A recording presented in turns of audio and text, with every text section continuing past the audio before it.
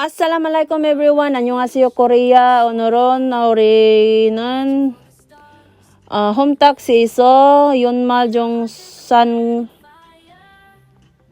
확인하는 거예요. 그래서 let's go to the HomeTax app and we are going to log in, and then after log in, lalabas dyan kung anong tipong login ang gagawin natin. Well, in my way, kasi maraming choices kasi doon.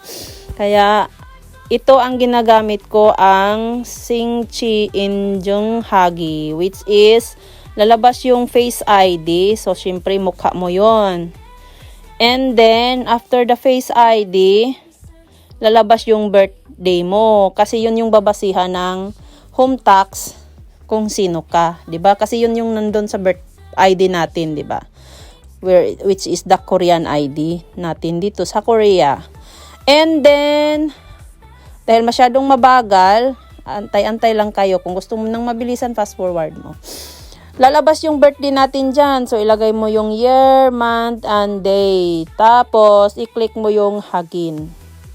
Pag na-click mo si Hagin, babalik ka doon sa home ng tax mo.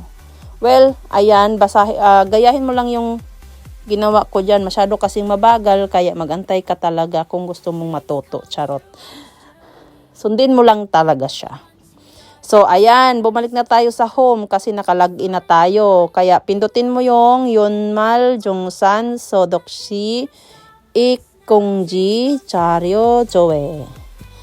Pag na-click mo yan, kailangan mo na naman mag-login. Hindi yun automatic kasi syempre, o diba, sabi nga niya, login hashikisimnika. O, bundutin mo yung blow, which is login. Pag napindot mo yan, kailangan mo naman injongso. So, pindot mo yung injongso para mas mabilis. Kasi maraming bla bla bla yung iba eh. 'Di ba? Wag mo na lang i-try, sundin mo na lang yung akin para matapos ka ng maaga. So, click natin 'yan, and then lalabas ang gain, which is tayo. Kung may saopja ka, ibang way of yung checking, 'di ba? So, sa sarili muna tayo.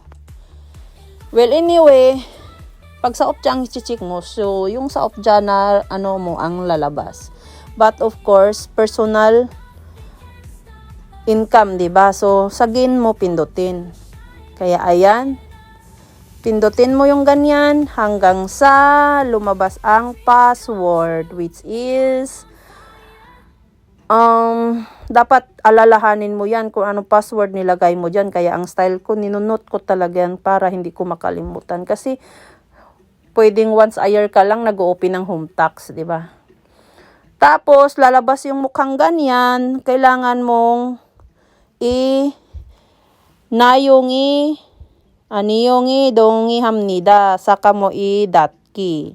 Kasi 'di ba sa yung maljongsan ganso ka nga magpasok. So, yan, papasok ka na dyan sa record mo. At dyan mo makikita yung mga nagastos mo, nagamit mo, ginastusan mo, at income mo sa last year. At yung lahat na binilugan ko noon, pag i-click mo lahat yan hanggang pababa, lalabas na yung mga amount ng whole year tax mo income. Tapos, pindot-pindot mo lang yan hanggang bumaba ka at makikita mo dyan sa baba ang... Wait lang ng konti kasi ibaba pa natin. Ayan. Pindot mo ang Neryok Batki.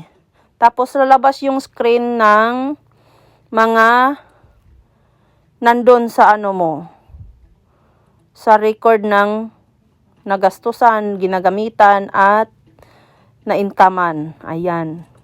So, bumaba ka doon, tapos pindutin mo yung gain, jongbo, bigonggi. Tapos, saka mo bindutin ang Neryok Batki.